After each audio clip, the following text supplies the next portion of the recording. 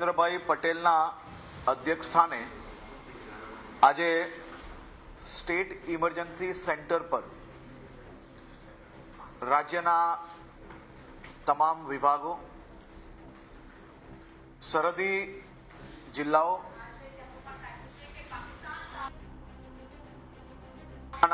અધિકારી coast guard, navy જોડે એક મહત્વની સંકલન બેઠકનું આદરણીય મુખ્યમંત્રીશ્રીએ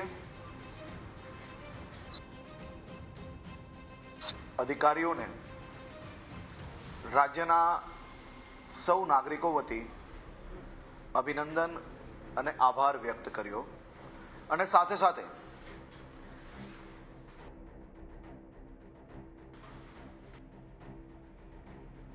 રાજ્ય સરકાર જે કંઈ કામગીરી કરવાની હોય છે તેમાં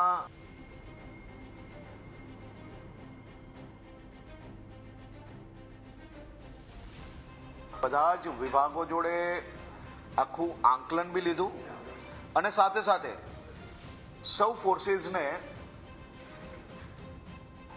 સંકલન દરમિયાન નાની મોટી કોઈ બી તકલીફ હોય, જે સિવિલિયન્સ તરફથી મદદની જરૂર હોય, આ બધી જ વાતોની ચર્ચા આ બેઠકની અંદર કરવામાં આવી છે.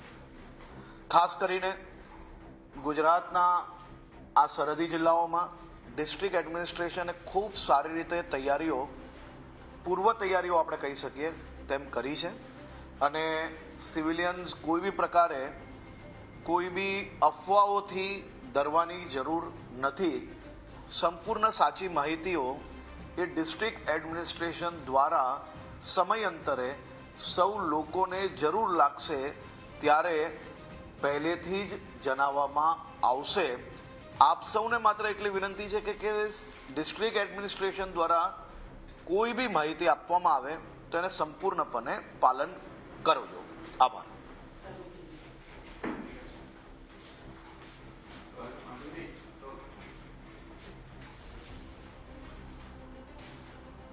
गुजरात के लोकप्रिय मुख्यमंत्री आदरणीय श्री भूपेंद्र भाई पटेल के अध्यक्षता में आज गुजरात सरकार ने देश की महत्व की फोर्सेस जैसे कि army, BSF, air force, navy, coast guard एवं अन्य एजेंसीज के साथ और राज्य सरकार की सभी विभागों के उच्च अधिकारी एवं डिस्ट्रिक्ट एडमिनिस्ट्रेशन के साथ एक बहुत ही महत्वपूर्ण बैठक का आयोजन किया गया था.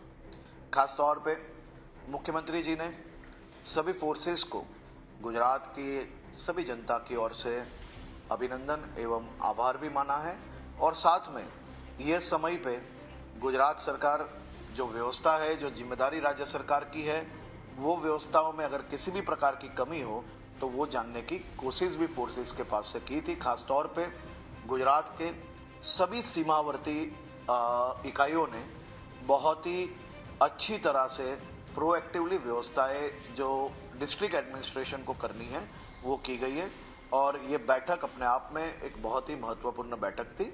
और खास तौर पे मैं गुजरात के सभी नागरिकों को विनती करना चाहता हूं कि किसी भी प्रकार के फेक मैसेजेस एवं किसी भी प्रकार की अफवाहों में आपको आने की ज़रूरत नहीं है.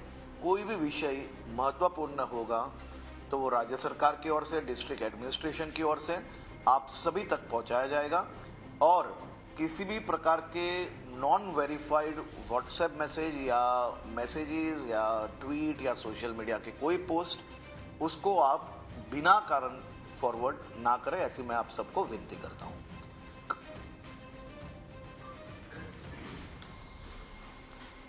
एक महत्वपूर्ण माहिती आपी लઉં છું.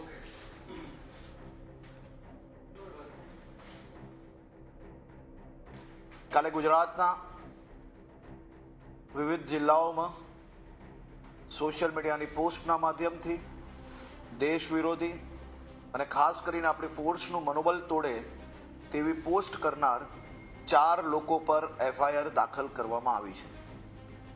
આ પ્રકારની કોઈ બી હરકત એ ગુજરાતમાં ચલાવી લેવામાં આવશે નહીં ગુજરાત પોલીસને સતર્કતા જોડે આ પ્રકારની સોશિયલ મીડિયા પોસ્ટ પર સંપૂર્ણપણે ધ્યાન રાખવા જોડે કોઈ બી આવી પોસ્ટ ધ્યાન પર આવે તો તાત્કાલિક એવા લોકો પર કડકમાં કડક પગલાં ભરવાની સૂચના આપવામાં આવી છે.